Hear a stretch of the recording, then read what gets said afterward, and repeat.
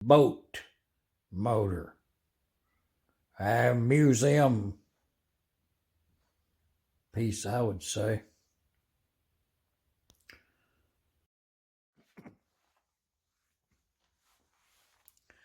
And engine NQ is this engine right here. Friend passed away. Tony Bacon. That engine right there, Tony Bacon owned that engine. And Mike not right there, done already got it through Tony to me. Gifted it to me. And understanding I might just go ahead and fix it up and get it running. So that right there will always be Tony's engine.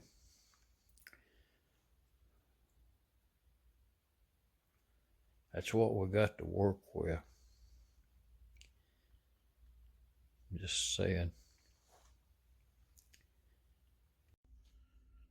Oh yeah. A little trolley system. Raised one of them engines up on the transport bench. Slide it up against the storage bench. That bottom plate right there has some of them round ball bearing casters underneath them. 3 on each side. You know, my thinking was, you know, if you need something for sideways movement, you know, then just kind of build it. And it's just a framework, screw jack, scrap metal top and bottom, round roller bearing casters on the bottom. That'd be the function of it. And the screw jack will raise and lower the engine. Be on the trolley. Slide this under. Put this under. Jack it up. Let it down. Disassemble for later. Or let's get another one. Oh yeah. And we get this magneto-igniter assembly. And we get that back on that engine tomorrow. We got a spark. Well, I'm talking about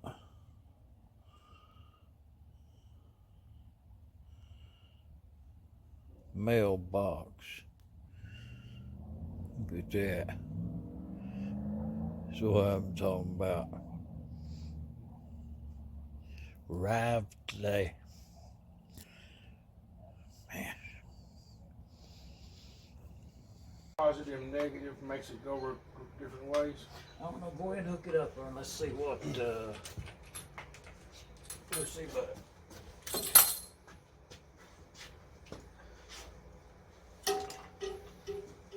Is it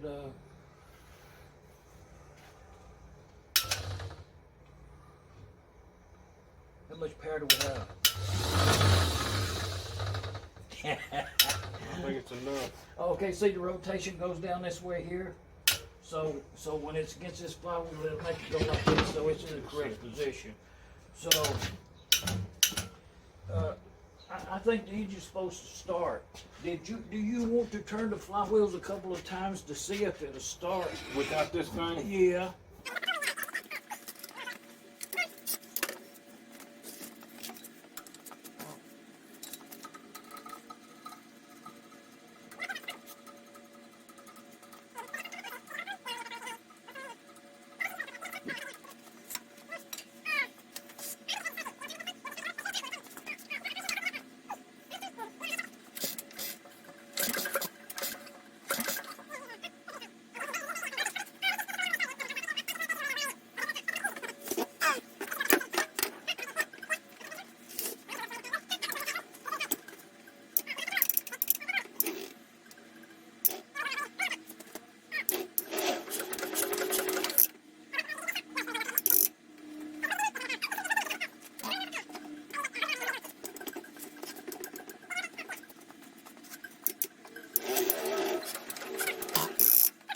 compression. No, but how come that don't have enough power to turn this over? If you take the straight edge and you apply it there level straight across where that magneto bolts to the engine, and you follow that straight line up to the front, and you figure out where that center of the movable electrode and that igniter right there offset from the center line to some amount in relationship to the center line of the two bolts up and down plumb to each other. You take that measurement there, levelness, even to the point of measuring from the center of the crankshaft up to the center of the igniter movable electrode. The straight edge on the mounting for the magneto will give you a straight line as to up and down, or either to get the magneto in line with the igniter in relationship to it being on an engine. The distance from the center of that back to the crankshaft will tell you how far forward to mount it. So now we got the measurements on that thing, plumb level, straight and true. Let's make us a test stand to see if that igniter is actually igniting a spark, so to speak. Oh yeah. Well, that's what it ended up to be. I'll show it to you. All this thing is right here,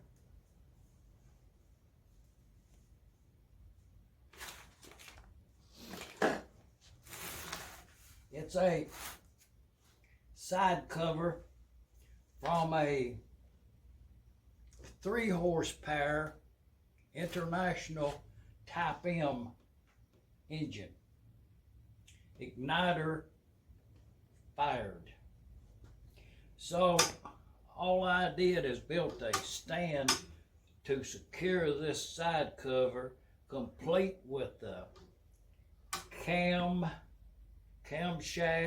and cam gear. That's what that whole setup is right there. Cover here with a couple of screws, offset arm going up there to trip that igniter. So and that's the function of it. So the reason to do this is to confirm the spark on the igniter in relationship to a magneto. This is a Type L magneto with a 3 horsepower gear on it, threaded in the bottom right there. And I did take notice, I took notice that the relationship from these bolt holes on the factory, when you put this magneto in there, that's a Type L, the magnet is off in it, but the magneto is actually bigger than this mounting pad by about 1/4 of an inch. Good clearance all around. So, but I just noticed that as a side note. So I'm thinking we should be able to see a spark in the amount of light we have here with no problem, So first, we'll question, a comment on the channel page was, you know, how to hook this igniter up without no magneto on that. I'll show it to you right now. Take notice on this. Draw a schematic if you need one. I'm going to use a 12-volt battery, and I'm going to use this. I'm going to use this coil right here. It's a low tension coil. This is a really good one right here. If you be fortunate enough to find one of them, out of production for a long time. This coil right here actually ohms out about 11.1 or something. According to temperature, you know, but usually it's around 11 point something. This is what I'm going to show. We're going to compare the spark between this. I built this some years back. All it is a battery in a box with I wound this coil right here. It's quite robust in size and amount of layers of wire, but it's just connected in series to make it easy to carry on with the how to wire up a low tension igniter in its most simple diagram. So, and you'll notice I'm not using positive and negative.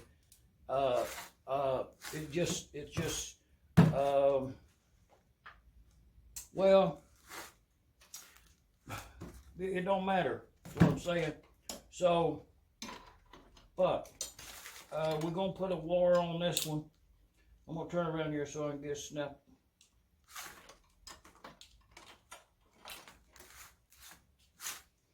In the simplest terms, no positive, negative, or anything like that is necessary here. To the point of just hooking it up. We got a wire from the battery either side, and it goes to the coil right there. On either side, don't matter. This other wire right down here that come from the other post on the battery, you know, just let's get it right up here out of the way now. And this other wire connects to that other post on your coil, and then it goes up here and grounds anywhere on the engine you want it to ground. Don't matter. So we'll just ground it right there on that thing. Closer to the flash point is better. So now we've got this thing wired up, and you can see that the tripper right there is not making contact. So this igniter is set up to where the points are open. They only close for us some amount of time to produce that spark. And that's the well of that thing built into this rising part.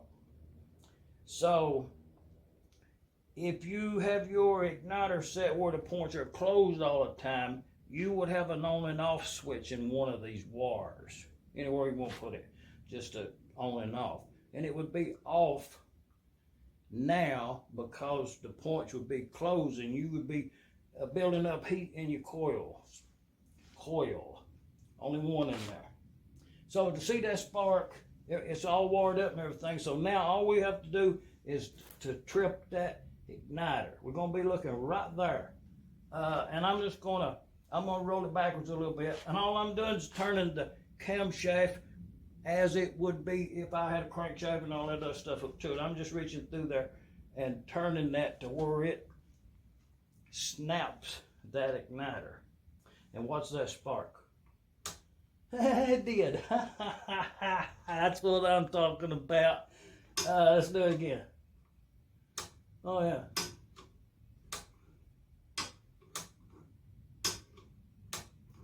So, and that's the way they work. On the engine, the engine would be running, turning this rotation here, turning up on the gear here, and then in relationship turning down on the cam gear. So, you know, if you just turn that all the way around, I can't see it from back here, but I'm confident it's sparking every time, and that would be igniting your engine.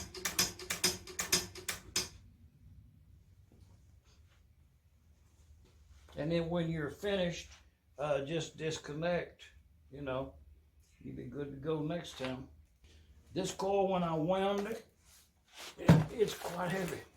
But when I wound this coil here, it checked out about a 8.9 something, I think, on the ohms is what the output on it was.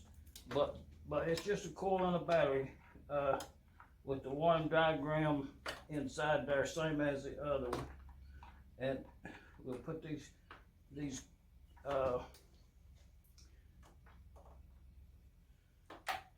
and this wire, it is connected inside there, so we don't need it on this setup. You just hook one to a ground and one hook one right there to your. Oh, see, it's got a spark. And what I'm doing there is both of these are grounded. That's grounded to that over there, and when I do that, that means it is activated. But it's not going through there because the points ain't closed. So now that this is wired up, it's tripped the magneto. Oh yeah. Okay, that's 8.9 on ohms on that last time I checked it. Oh yeah. Now the reasoning for this is to answer the comment, but the reasoning to build a machine now is to and the reason for the machine now is to fix a 3 horsepower. That's what that is. We'll affix a L mag on there. That's a low tension with one more coming out here going up to the stationary contact up there, and ground going through the crankcase, in this case stand, to produce the spark. And then you turn the whole mechanism, and it confirms that little line in the back of it right there. I should turn the light on. The little marker in the back there has to line up to the little marker on the corresponding upper part of it. Let's get that done.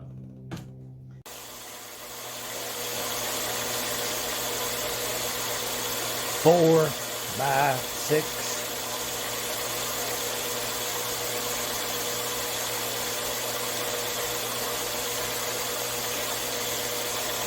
Oh yeah. Hey y'all, come on back. Subscribe to the channel.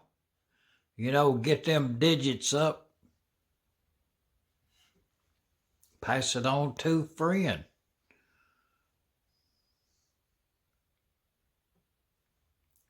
Bookmark it. Thumbs up. Well, now. I'm here in Middle Tennessee, geographical center of something. Shop dogs. Enjoy.